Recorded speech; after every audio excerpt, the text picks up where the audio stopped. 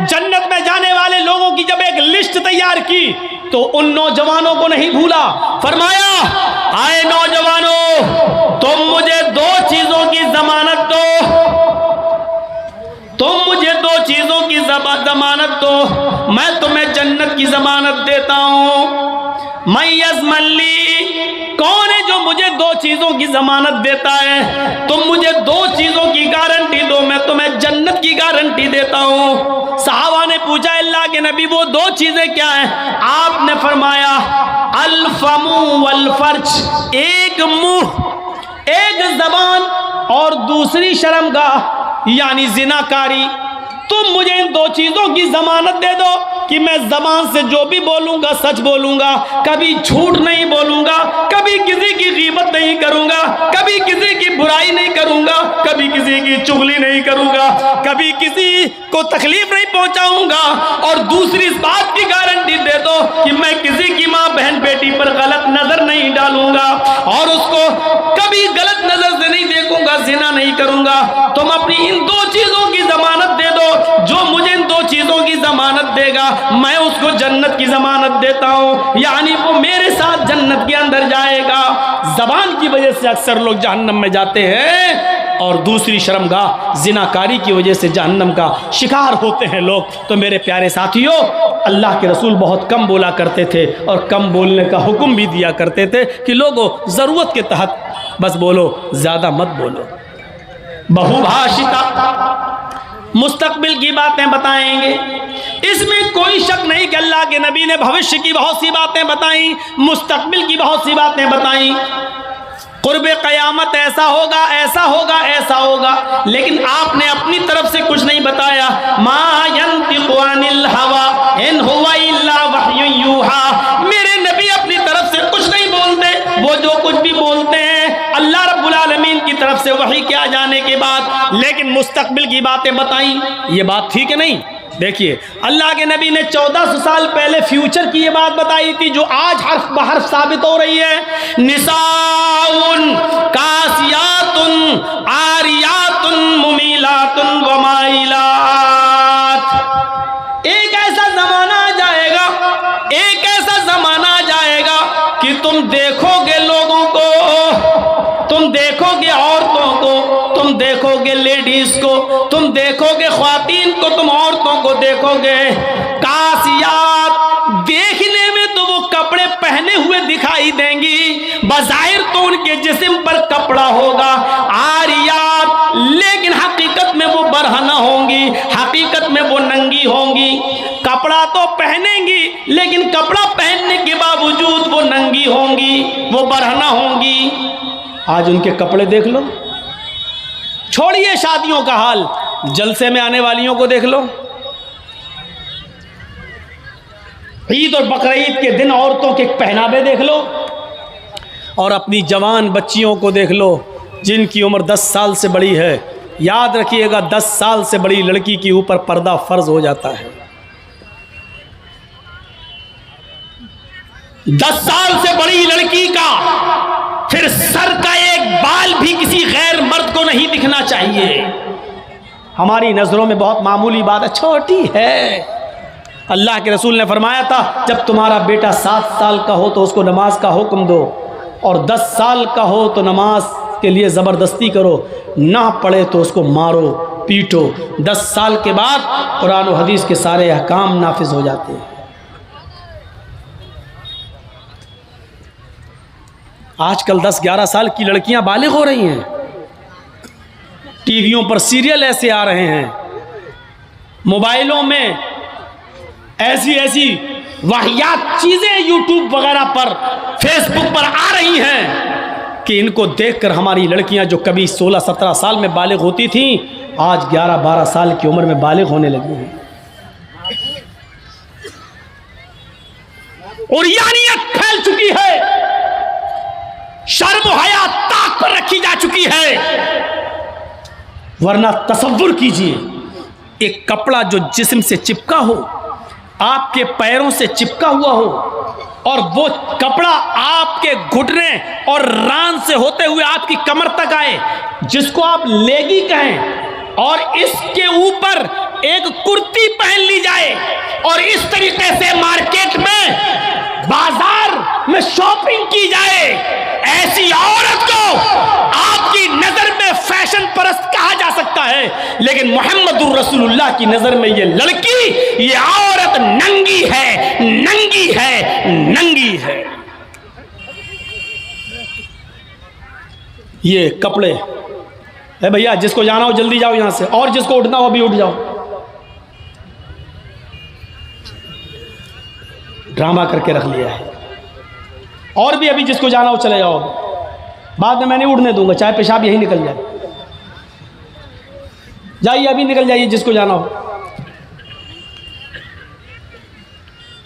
आरियात हमारी नजरों में फैशन परस्त हैं, लेकिन अल्लाह के रसूल ने ऐसी औरतों को क्या कहा? नंगी। मैंने नहीं कहा है, पूछो इन उलमा से आरियात का मतलब क्या होता है। कासियात कपड़े पहनेंगी, आरियात लेकिन नंगी होंगी। ऐसी औरतों के बारे में कहा है नंगी होंगी।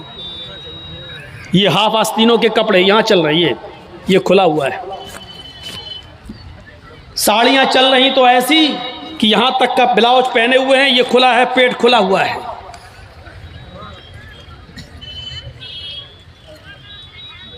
और जो चंद बुरके अब चल भी रहे हैं बिहार बंगाल में, पहले तो चलते नहीं थे, तो अब बुरकों में भी डिजाइन चलने लगी है। कड़े हुए बुरके, डिजाइनदार बुरके। अब एक बात बताइए, बुरके को आप एक तो डिजाइनदार बना रहे हैं, और दूसरा जब औरत या लड़की जब बुरका ओढ़ती है तो सीने पर फूल बना दिए आप। ये बताइए यहां फूल बनाने की क्या जरूरत थी? जब वो पहनती है तो फूल सीने पर, और वो लड़की ने ये बुर्का खरीदा क्यों? इसका मतलब क्या है कि वो भी इसलिए खरीद रही है ताकि मेरे फूलों पर नजर। ये सुनना पड़ेगा, तुम्हें नहीं तुम्हारे बाप को भी सुनना पड़ेगा। जब तक मैं इस कुर्सी पर हूं, ये अथॉरिटी, ये पावर मुझे इस्लाम ने दिया है, सुनना पड़ेगा। क्यों खरीदा है उसने ये बुर्का? यूपी साइड में आ जाओ, लखनऊ के बुरके देख लो, बम्बई के देख लो, हैदराबादी बुरके देख लो। कसम खुदा की अब बुरके बुरके नहीं रह गए।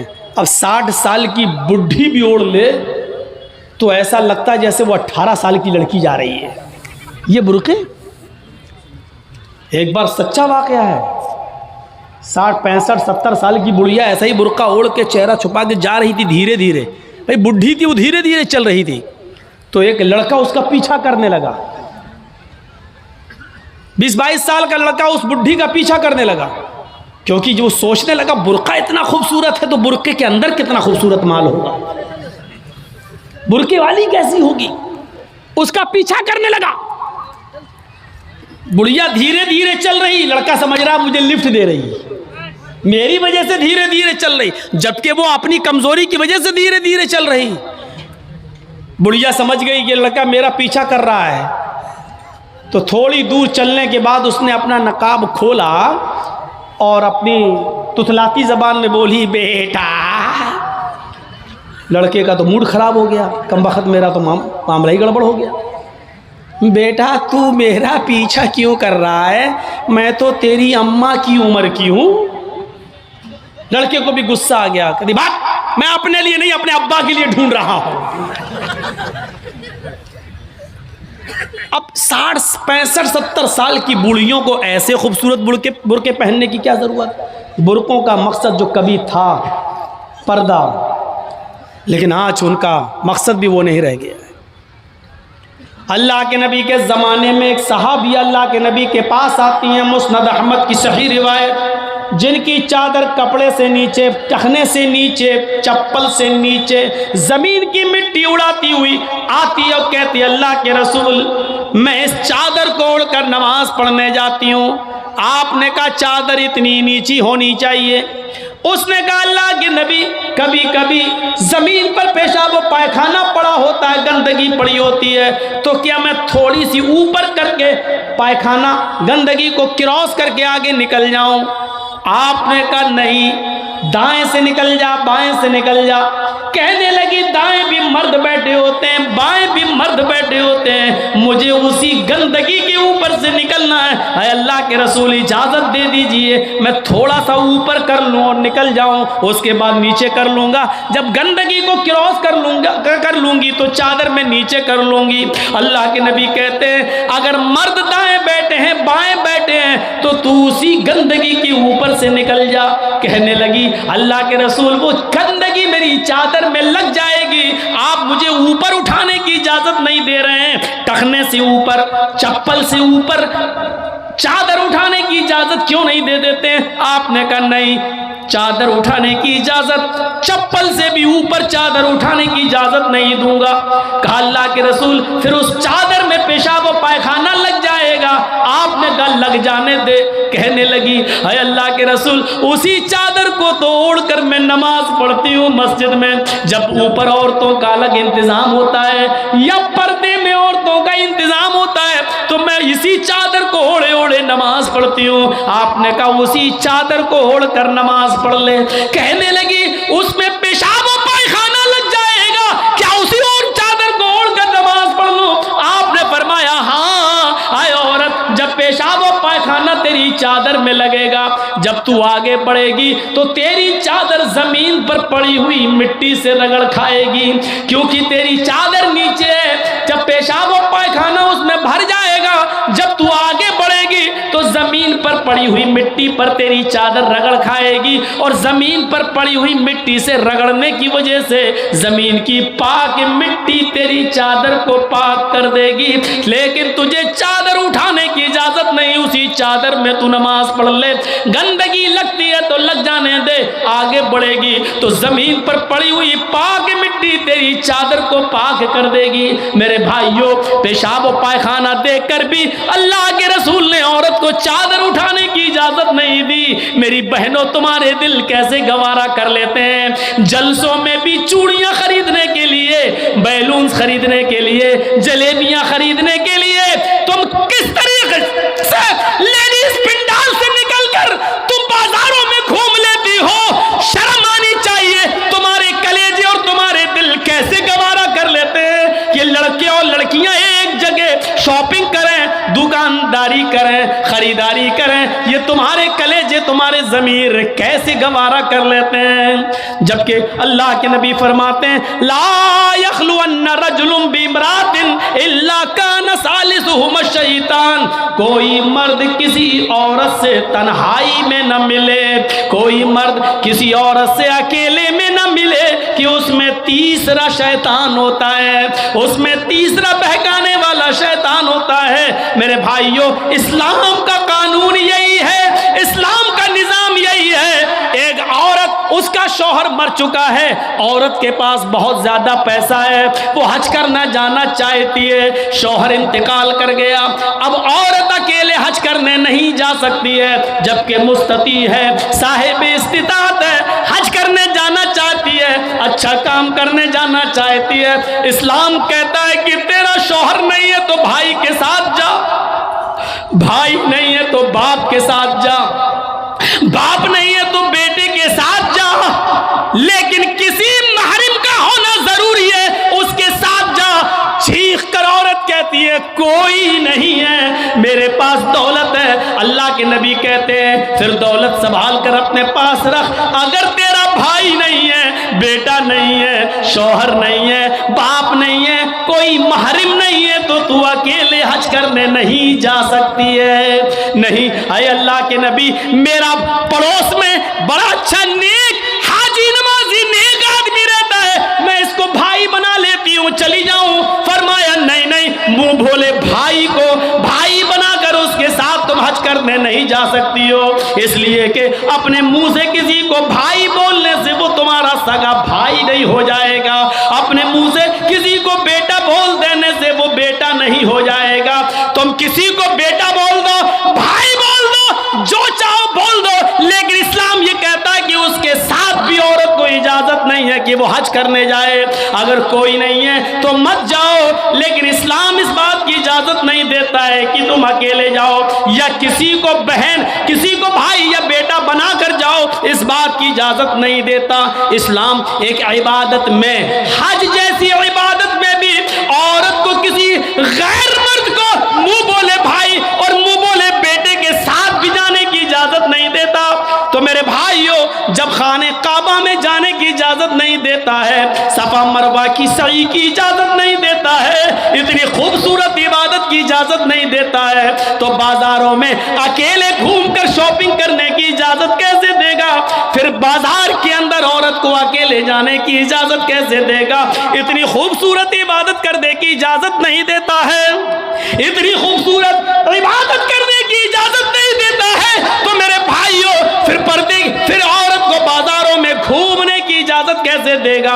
फिर बाजार में घूमने और बाजार में सैर व तफरीह की इजाजत कैसे देगा?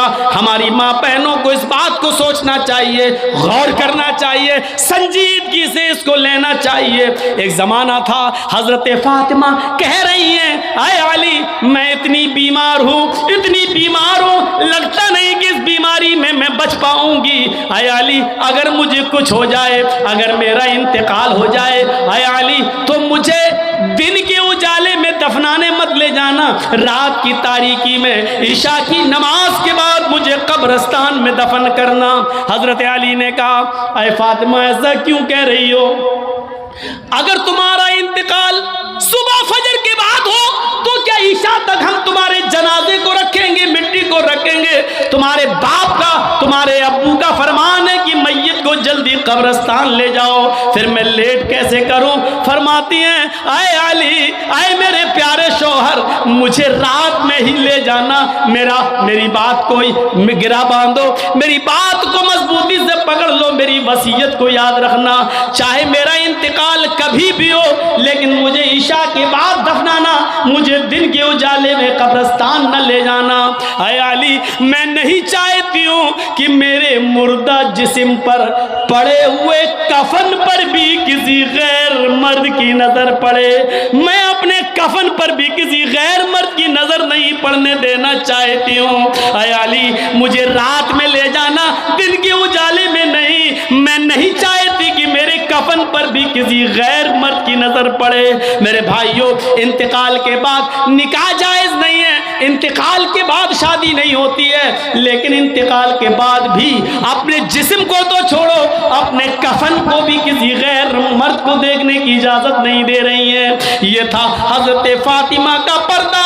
इस पर्दे की रोशनी में मेरी बहनों, अपने गरीबानों में झांक कर देखो, अपने गरीबानों के बटन खोलो और तलाश करो, हम कहाँ खड़े हैं, हमारा पर्दा क्या है, हमारी इज्जत व आबरू क्या है। आज हम हमारे चेहरों का हरकस और नाकस देख रहा है, कल तक हमारे इन खूबसूरत गालों को कभी आसमान की निगाहों ने भी नहीं देखा था, चांद और सितारों ने भी नहीं देखा था, और आज जो चाहता है देख लेता है, हरकस और नाकस जिसको चाहो आज वो बड़ी आसानी से हमारी बहनों बेटियों का दीदार कर रहा है। और एक और बात, जितना अमीर बाप है, जितना अमीर बाप है, जितना भी बाप अमीर मिलेगा आपको, आप देखिएगा उसकी बेटी उतने ही कम कपड़े पहने हुए होगी। किस बात का अमीर है तू?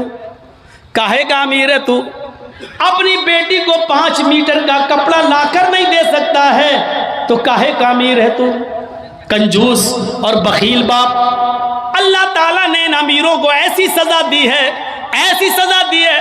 कल तक ये गरीबों की लड़कियों को डांस कराया करते थे, आज अल्लाह ताला ने इन अमीरों की लड़कियों के जिस्मों से कपड़े उतार कर उनको लोगों की नजरों को दीदार करने पर मजबूर कर दिया। आज इन अमीरों की लड़कियों के जिस्मों से कपड़े उतरवा कर आज गरीब इन लड़कियों को देख रहे हैं, उनका नजारा कर रहे हैं। आज अमीरों को अल्लाह ने ये सजा दी है। आज वो फैशन समझते हैं कि मेरी बेटी फैशनेबल कपड़े पहने हुए हैं। नहीं नहीं मेरे भाइयों, मेरी भाइयों, आप अपनी बहनों के जिम्मेदार हैं। अल्लाह के नबी ने फरमाया कि जिस लड़की का बाप, जिसकी बेटी बेपर्दा घूमे वो बाप दयूस है, जिसकी बहन बेपर्दा घूमे वो भाई दयूस है, जिसकी बेटी बेपर्दा घूमे वो बाप दयूस है, जिसकी बीवी बेपर्दा घूमे वो शौहर दयूस है। गौर करो, करो, कितनी साफ लफ्जों में, कितने साफ लफ्जों में अल्लाह के नबी ने फरमाया,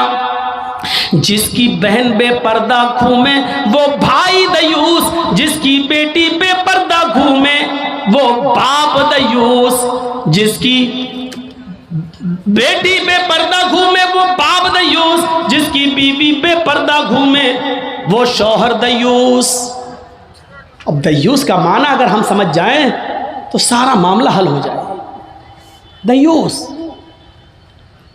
दयूस का ये तो अरबी लफ्ज़ है ना, इसका उर्दू में तर्जमा होता है, सुनने की ताकत है, सुनेंगे। दयूस का मतलब होता है भड़ुआ, और भड़ुआ किसको कहते हैं बताने की ज़रूरत नहीं, जानते होंगे। भड़ुआ कहते हैं उसको जिसने अपनी बहन, बेटी या बीवी या माँ को गलत काम करने के लिए किसी अड्डे पर बिठा दिया हो, चकले पर बिठा दिया हो और उनसे गलत काम करवाता हो और उनकी कमाई खाता हो। अरबी ज़बान में इसको दयूस कहते हैं, उर्दू में इसको भड़ुआ कहते हैं। कितना सख्त जुमला इस्तेमाल किया अल्लाह के रसूल ने। मौलाना जर्जीस को आप कह रहे होंगे ये क्या हो गया इसको। अल्लाह के नबी ने कहा जिसकी माँ बेपर्दा घूमे और बेटा अपनी माँ की बेपर्दगी पर कुछ ना बोलता हो वो बेटा भड़ुआ। जिसकी बीवी बेपर्दा घूमे और शौहर अपनी बीवी की बेपर्दगी पर कुछ ना बोले वो शौहर भड़ुआ। जिसकी बहन बेपर्दा घूमे और वो भाई अपनी बहन की बेपर्दगी पर खामोश रहे वो भाई भड़ुआ। और जिसकी बेटी बेपर्दा घूमे और बाप अपनी बेटी की बेपर्दगी पर खामोश रहे वो बाप भड़ुआ। दयूस कह दो मौलाना चलेगा, भड़ुआ मत कहो, अच्छा नहीं लग रहा है। हम कब कह रहे हैं कि अच्छा लग रहा है? हमको अच्छा लगाना कब है? जब अच्छा ही लगने लगे तो फायदा क्या है? इंजेक्शन ऐसे लगाओ दर्द ना हो। बासा ऐसा हो सकता है कि इंजेक्शन लगे और दर्द ना हो? इंजेक्शन भी लगवाना चाहते हो और दर्द भी नहीं चाहते हो, तब तो होम्योपैथिक दवा ले लो, मीठी गोलियां खा लो जो मरने के बाद फायदा करती।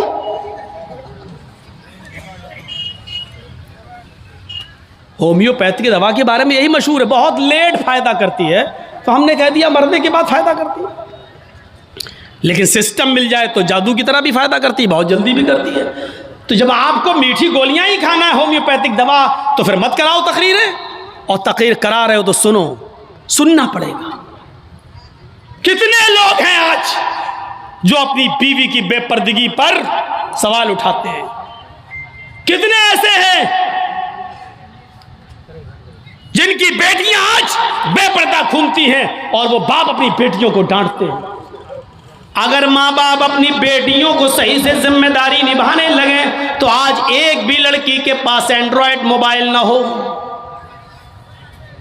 हमारी 18-20 साल की लड़की जिसकी शादी नहीं हुई घर पे रहती है, उसके हाथ में एंड्रॉयड मोबाइल चीख चीख के बता रहा है कि बाप की तरबियत में कमी है, बाप अपनी बेटी पर पूरा का पूरा हुक्मरान नहीं है, हाकिम नहीं है, या ये कह रहा है बेटी के हाथ में वो एंड्रॉयड मोबाइल चीख चीख के कह रहा है ये बाप ना कह रहा है, बेटी के आगे बाप की नहीं चल रही है, बाप मजबूर हो चुका है।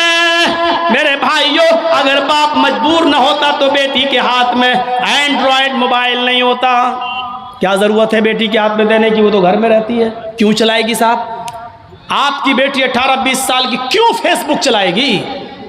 क्यों व्हाट्सएप चलाएगी? क्यों मैसेंजर चलाएगी?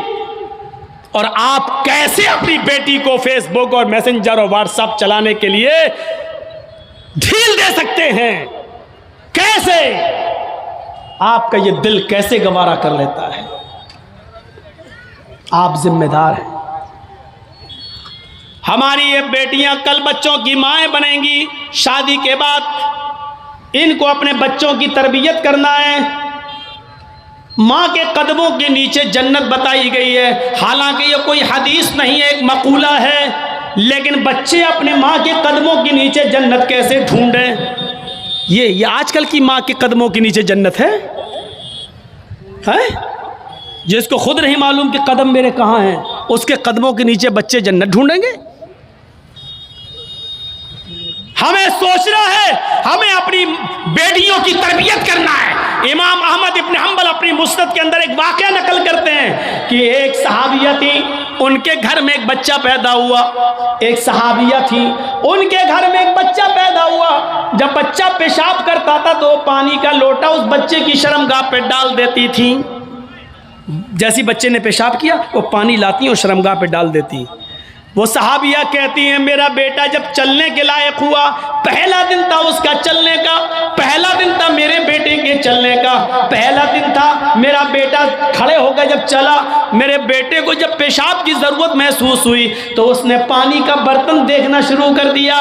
माँ कहती है कि मैं देख रही थी अपने बेटे को, जब भी वो पेशाब करता था तो मैं पानी उसकी शर्मगाह पे डाल देती थी। आज देखती हूँ मेरा बेटा चल रहा है, देखती हूँ ये क्या करता है। जब बेटा पहला दिन चलने के लायक हुआ, पहला दिन था, तो बेटे ने पानी का प्याला उठाया और दोनों हाथ से पकड़कर धीरे धीरे चला और एक कोने में जाकर बैठ गया, पेशाब किया और पेशाब करने के बाद वो पानी का प्याला अपनी शर्मगाह पे डालने लगा। उसको इस्तिंजा करना नहीं आता था, उसको धोने का तमीज़ भी नहीं मालूम था, उसको पता ही नहीं, लेकिन वो वैसा ही कर रहा है जैसी उसकी माँ ने उसको बताया। जैसे उसकी माँ उसके साथ कर देती थी, वो पानी का प्याला उठाकर अपनी शर्मगाह पे डाल लिया और खाली प्याला लेकर अपनी माँ के पास आ गया।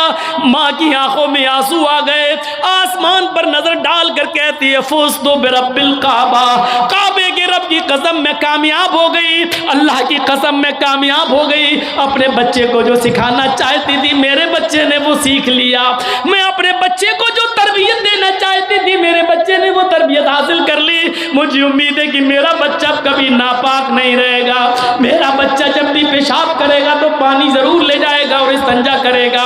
उस जमाने की माएं अपने बच्चों को बचपन से ये आदतें डलवाती थी, और आजकल की माँ देख लो, अपने बच्चे का अंडरवियर नेकर उतार कर कहती बेटा यहाँ खड़े होकर पेशाब कर ले। ये माएँ अपने बच्चों को क्या तरबियत देंगी? जबकि नेपोलियन ने कहा था कि mother's lap is first college for children, माँ की गोद ये बच्चे का पहला मदरसा होती है, पहली यूनिवर्सिटी माँ की गोद है। जो बच्चा अपनी माँ की गोद से तरबियत हासिल करके नहीं निकला वो किसी यूनिवर्सिटी से तरबियत हासिल नहीं कर सकता है। आज भी देख लो, किशनगंज में भी यूनिवर्सिटियां होंगी, किशनगंज में भी कॉलेज होंगे, उस कॉलेज से बीए, एमए, पीएचडी, एमबीबीएस और एमडी की डिग्री लेकर निकलने वाले बच्चों की तादाद भी बहुत होगी। लेकिन उन्हीं बच्चों को देखिए खड़े होकर सड़क के किनारे पैंट की चैन खोलकर धार मार रहे होंगे, पेशाब कर रहे होंगे। ये इन यूनिवर्सिटियों के फारिगीन स्टूडेंट हैं जो फारिग होकर निकले, जिनको एमडी करने के बाद, एमबीबीएस करने के बाद भी पेशाब करने की अकल नहीं आई है। इनसे तो बेहतर वो कुत्ता है जो कम से कम पेशाब करता है तो एक टांग तो उठा लेता है ताकि उसके ऊपर छींटे ना आए। इन्होंने यूनिवर्सिटी से पढ़ने के बाद भी ये कुत्ते से भी बदतर बनकर निकले हैं। वो यूनिवर्सिटी इनको इंसान नहीं बना सकी, वो कॉलेज उनको इंसान नहीं बना सके, वो स्कूल इनको इंसान नहीं बना सके। एमडी पीएचडी करने के बाद भी आज कुत्तों से बुरी तरह पेशाब करते हुए नजर आएंगे। कह लेने दीजिए मुझे कुत्ता, गधा, जो कुछ भी बोलता हूं मैं सब। आज मुझे इजाज़त दीजिए मेरे भाइयों, कहो कि जानवरों की इजाज़त मत बोलो, हम लोग इंसान हैं। कुरान ने भी जानवरों की मिसालें दी हैं। उलाइका कल अनाम बल हुम अज़ल, ये चौपायों की तरह हैं बल्कि उनसे भी ज़्यादा गए गुजरे। कुरान ने कहा है ये चौपायों की तरह है बल्कि उनसे भी ज़्यादा गए गुजरे, उनसे भी ज़्यादा गए गुजरे। जब कुरान ने मिसाल दी है तो हम क्यों नहीं मिसाल दे सकते हैं? अपने बारे में सोचो, सोचो। हैं? अब्दुल कादिर जिलानी बगदादी रहमतुल्लाह अलैह की तारीख कौन नहीं जानता, जिनको आज लोग बड़े पीर साहब के नाम से भी जानते हैं, जिनके नाम पर 11वीं की बिरयानी की डेग भी बनाते हैं।